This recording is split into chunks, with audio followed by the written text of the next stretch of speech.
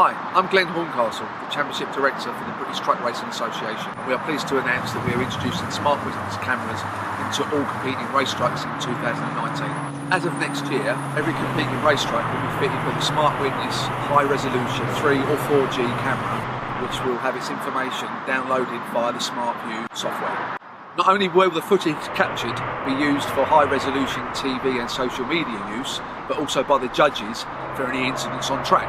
As well as the trucks having blindside cameras, they will also be installed with the KP1 forward-facing 170-degree camera. This will allow fantastic footage for the fans.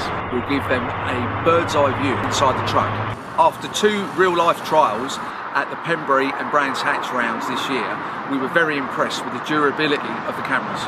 The race trucks are limited to 100 miles an hour for safety reasons, but even so, the G-forces which are exerted did make no difference at all to the footage. This came out crystal clear from our trials.